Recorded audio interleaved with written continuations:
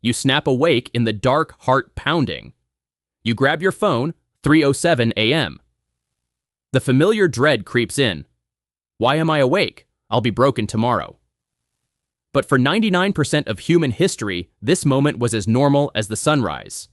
What you call insomnia, your ancestors called completely normal. And what they did in that hour will change how you think about every night of your life. So how did ancient humans actually sleep? And why can't you? The short answer, they slept in two distinct phases. The long answer is way more interesting. In 2001, historian Roger Ekirch at Virginia Tech uncovered over 500 historical references to first sleep and second sleep in court records diaries, even in Homer's Odyssey and the Canterbury Tales. This wasn't a quirk of a few odd people. It was the norm, hiding in plain sight. Cervantes even used it as a character detail. Simple Sancho Panza slept in one stretch from night to morning. Don Quixote woke after his first sleep and let his mind ride until dawn. For centuries, that midnight hour had a name and a purpose. Then, in 1992, Thomas Wehr at the National Institute of Mental Health ran the killer experiment. He put volunteers in complete darkness for 14 hours a night for a month. No artificial light, no distractions. Within weeks, they naturally fell into 2 4-hour sleep blocks separated by 1 to 3 hours of calm wakefulness. The ancient pattern came back on its own. Your body still remembers this. But what came later is even more surprising.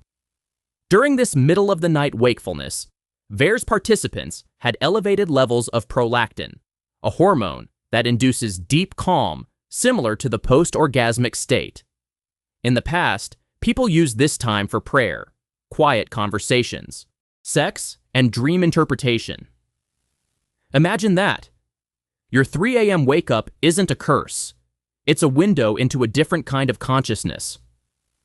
Now, let's travel to Tanzania, where anthropologist David Sampson studied the Hadza people in 2017. Over 200 hours of sleep tracking revealed only 18 minutes when every adult was asleep at once.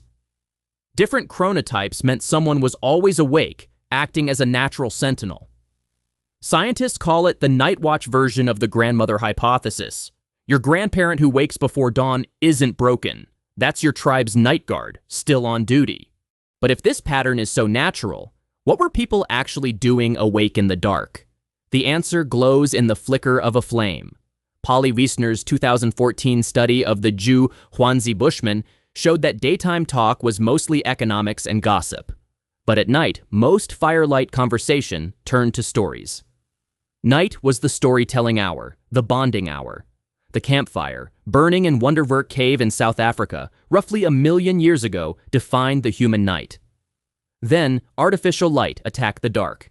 The word curfew comes from the French couvre-feu, cover the fire. When Paris installed public street lighting in the 1600s, cities began to erase the night. And in 1879, Thomas Edison's practical light bulb finished the job. Within 2 generations, the second sleep vanished from diaries and medical books entirely, a pattern hundreds of thousands of years old, gone in a single human lifetime. And you are paying for it right now. 80 years ago, Americans averaged nearly 8 hours of sleep a night. Today, it is closer to 6.5. A full lost hour, every night. Meanwhile, the blue light from your phone at 3 a.m. suppresses melatonin harder than any candle ever could. So every glance at the screen pushes your second sleep further away. And that's not even the strange part. Now, some of you are thinking, maybe people before electricity were just different? Fair question. That's exactly why Wehr's experiment matters. Those weren't medieval peasants, they were modern office workers in a lab, and the 2 sleeps came back within weeks. Your DNA didn't change in 140 years. Only your light bulbs did. And your body is ready to switch back at the slightest nudge. Kenneth Wright's camping studies at the University of Colorado proved it. A single weekend without electric light pulls your melatonin onset almost an hour and a half earlier. A week in the wild shifts it even more. Your internal clock snaps back to the sun almost immediately, like it never left. So, why does the 3 a.m. hour feel so heavy with dread? Because for your ancestors, night really was dangerous. Predators hunted in the shadows, and the circle of firelight was the border between safety and the unknown. Someone had to be awake, watching, listening, feeding the flames. That watchfulness is stitched into you. But the panic about not getting 8 straight hours? That part is brand new. Ekirch argues that middle-of-the-night insomnia anxiety is largely an artifact of forgetting segmented sleep. We turned a normal human rhythm into a disorder, and then started fearing it. So, what does this mean for you, lying awake in the dark? It means your body isn't broken. It's remembering.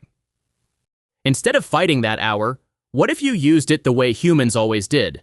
For reflection, for quiet connection, for letting your mind ride like Don Quixote.